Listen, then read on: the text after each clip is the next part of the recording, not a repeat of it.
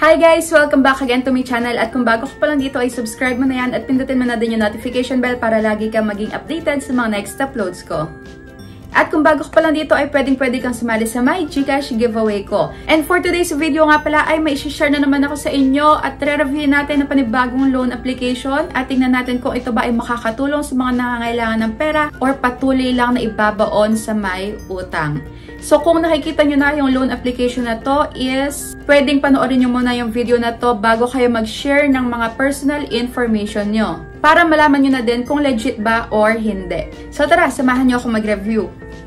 So dito is pwede kang mangutang ng up to 60,000 pesos. Pwede mong bayaran ng 91 days up to 181 days. At ang mga pwedeng umutang is 20 years old pataas. Isang ID lang ang kailangan. At after 5 minutes ay malalaman mo na kung approve ba ang loan application mo. At ito nga pala ay walang iba kundi ang credit agad na may 4.6 na ratings. So na-install ko na nga pala to at eto na yung nakabungad sa kanilang homepage. So dito nagbawas siguro sila ng maximum loan amount. So dito ang nakalagay na maximum is up to 50,000 pesos. Pero malaki pa din na may 0.05 na interest per day. So dito makikita nyo sila ay SEC registered din at may tatlong process. So syempre, i-apply na natin para malaman natin kung legit nga ba talaga or hindi. So ayun, kiklik ko na yung apply at ayan, kailangan iilagay at kailangan ilagay yung phone number para mailagay din natin yung verification code. So, syempre, kailangan naka-check itong about sa may privacy policy na katunayan na nabasa natin na user itong kanilang privacy policy. Ito na ang nakabungad ulit. So, ganun pa din, 50,000 pesos maximum loan amount. So, yun, click apply. At ito, una is eKYC. So, know your customer. Ito ang mga kailangan na recommended ID type, driving license, PRC, SSS, passport, postal ID, at UMID. So, dito ay kaunti lang yung ID type na hinihingi nila. At next naman is kailangan mong i-upload yung malinaw na picture ng harapan ng ID mo. At pagkayaring picturean is, eto na ang lalabas, nakalagay na matik yung full name, ID number, saka yung birthday mo. So, dito, confirm and submit na. At next naman is official verification, hawak yung ID. So, ayan, kailangan ay malinaw daw ang pagkakakuha. At after nun, dito pa lang tayo maglalagay ng mga personal information natin. So, una, eto yung mga hanapin or kailangan nyong lagyan. Education, marital state, number of credit card. So, kung wala naman, 0 lang. And next, email, gender, a residential address, saka loan purpose. So, ayan, mamimili ka lang naman dyan sa may loan purpose mo. Tapos, address details. So, ilalagay nyo lang yung company address detail. At next naman is about sa may work information. Ayan, company name, company address, company phone number, profession, mamimili ka lang din dito. Ayan. Work experience, monthly salary, and address details. So, please input company address detail. So, i-input mo lang dyan. Wala ka dyang pamimilian. Tapos, sa payday, ayan, piliin mo lang kung kailan ka masahod at click next. So, dito is emergency contacts. Ayan, mga contact references na. So, kailangan ng 1, 2, 3, 4, and 5. So, 5. Dami. 5 contact references ang kailangan. Ayan, lagay mo lang kung kaano-ano mo sila. Tapos, hahanapin nyo lang sa may phone book nyo. At ilalagay lang yung phone number. So, ayun, click save pagka okay na. At last, ayan. O, diba ang bilis lang?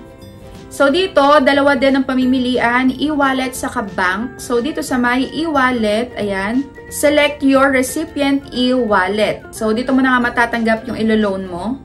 So, dito, pwedeng GCash, Coins, PayMaya, saka GrabPay. At ilalagay mo lang yung first name mo, middle name, last name, tapos yung e-wallet account mo, yung number, kung GCash ang pipiliin mo, ilalagay mo lang dito sa may e-wallet account yung GCash number mo. Tapos, uulitin mo lang sa may baba.